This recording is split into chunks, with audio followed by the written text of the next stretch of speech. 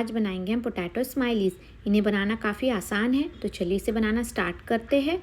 इसके लिए मैंने 3 बड़े साइज़ के बॉयल पोटैटो को ग्रेट करके यूज़ किया है। अब इसमें मैं 2 स्पून कॉर्नफ्लावर ऐड करूँगी। सॉल्ट ऐड करेंगे हम टेस्ट के अकॉर्डिंग। मैंने हाफ़ टी स्पून ऐड किया है।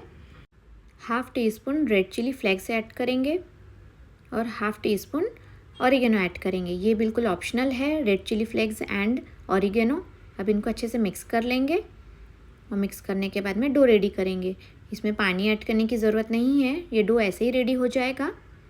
यदि हाथों में बहुत ज़्यादा चिपक रहा है तो इसमें आप थोड़ा सा ऑयल डाल सकते हैं। अभी मेरे हाथों में काफ़ी चिपक रहा है तो मैं इसमें 1 टीस्पून ऑयल ऐड कर रही हूँ। ऐसे थोड़ा सब साइड से अच्छे से लगा लूँगी। तो ये रेडी हो गया है डो। तब मैंने हैंड वॉश करके अभी हम अगेन इसके थोड़े से मसल लेते हैं इसको। अब थोड़ा ऐसे लोई तोड़कर राउंड शेप में बनाएंगे और इसको प्रेस करेंगे। थोड़ा थिक बनाना है, स्माइलीज़ बना रहे हैं हम तो थोड़ा थिक रखेंगे। इसको ऐसे हैंड से प्रेस कर लेते हैं और किसी भी बॉटल का या किसी भी इसका कैप लेकर आप ऐसे इसको प्रेस करके जो साइड में एक्स्ट्रा आया है पार्ट उसको निकाल लेंगे और ऐसे स्माइलीज़ को निकालेंगे तो सर्कल शेप में निकल आएगा। अब इसमें हम एक पेन की हेल्प से उसके आईज ऐसे बना लेंगे और एक स्पून की हेल्प से उसका माउथ बना लेंगे।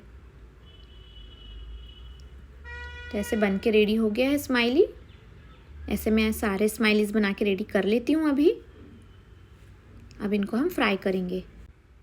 एक एक करके हम सारे स्माइलीज़ को अभी ऑयल में डाल देते हैं। इसे थोड़ा गरम तेल में ही तलना है, मीडियम में नहीं तलना है, नहीं तो ये एक दूसरे से चिपक जाएंगे। अभी इन्हें हम ऐसे ही थोड़ी देर होने देते हैं। उसके बाद में हम इन्हें धीरे धीरे से हिला लेंगे, नहीं तो ये एक दूसरे से चिपकने लगते हैं। ये थोड़े क्रिस्पी हो जाए नीचे से तब इन्हें हम टर्न कर लेंगे। अभी ये थोड़े से हो गए हैं, कलर भी चेंज हो गया इनका थोड़ा, तो इन्हें हम टर्न कर लेते हैं और ऐसे अलट पलट करते हुए गोल्डन ब्राउन होने तक के फ्राई कर लेंगे। जब इनका कलर चेंज हो जाएगा तो ये क्रिस्पी भी हो जाएंगे। अभी ये अच्छे से क्रिस्पी हो गए, इनका कलर भी काफ़ी चेंज हो गया है, तो इन्हें हम निकाल लेते हैं। यदि आपको एक साथ सारे फ्राई नहीं करना है अभी, तो आप उनको फ्रीज़र में एक एयरटाइट कंटेनर में रख के फ्रोज़न भी कर सकते हैं। जब आपकी इच्छा हो तब आप उन्हें फ्राई कर सकते हैं।